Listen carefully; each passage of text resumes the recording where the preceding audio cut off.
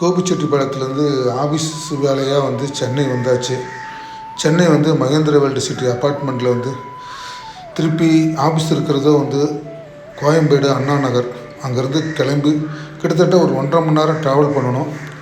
நம்ம வந்து மகேந்திர வேர்ல்டு சிட்டிக்குள்ளே உள்ளுக்குள்ளே இருக்கிறதுனால பெருசாக வந்து அந்த அப்பார்ட்மெண்ட் பக்கத்தில் வந்து டிஃபன் கடையெல்லாம் இருக்காது. சின்ன சின்ன டிஃபன் கடை தான் இருக்கும். சரி, அங்கே கிடைக்கிற இட்லி தான் வந்து அப்படி நம்ம சாப்பிட்டு போனோம்.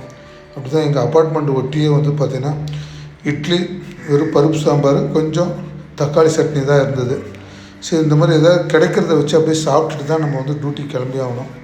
ஸோ ஒரு வழியாக வந்து இட்லிலாம் சாப்பிட்டுட்டு அங்கேருந்து வந்து நாங்கள் அந்த பரனூர் டோல்கேட்டுக்கு போகணுன்னா அப்படின்னா இந்த வர்ற ஆட்டோவை வந்து பிடிச்சி திருப்பி ஏறி பரனூர் டோல்கேட்டுக்கு போனோம். ஸோ அதுக்காக ஆட்டோவுக்கு ஒரு 5 நிமிஷம் 10 நிமிஷம் வெயிட் பண்ணணும். தூரத்தில் ஆட்டோ வருதான்னு பார்க்கணும்.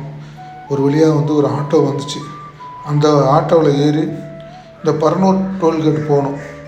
அங்கே ஆட்டோவுக்கு வந்து 100 ரூபா கொடுத்து பரனூர் டோல்கேட் போயிட்டு இறங்கி கிராஸ் பண்ணி போகிறப்ப வந்து நிறையா ட்ரெயின்லாம் வரும். தண்டவாளம்லாம் குறுக்க இருக்கும். இந்த ட்ரெயின்லாம் வந்து அப்பப்போ வருதான்னு சொல்லிட்டு பார்த்துட்டு சேஃப்டியாக வந்து அப்படி தான் போகணும். நிறையா மக்கள் வந்து பார்த்திங்கன்னா அந்த ரயில்வே தண்டவாளத்துக்கு குறுக்க வந்து அப்படி கிராஸ் பண்ணுவாங்க. சரி, 2 பக்கம் ட்ரெயின் வருதான்னு எல்லாம் பார்த்துட்டு சரி பரனூர் டோல்கேட்டில் வந்து இந்த கிளாம்பாக்கத்துக்கு வந்து பஸ்ஸை பிடிக்கணும். கிளாம்பாக்கம் ஒரு வழியாக பஸ் பிடிச்சிட்டு அங்கேருந்து கிளாம்பாக்கம் போய் இறங்கிட்டு வெயிட் பண்ணணும். அப்போ தான் வந்து கோயம்பேடு பஸ்ஸுக்கு வந்து பிடிச்சி வெயிட் பண்ணி போகணும்.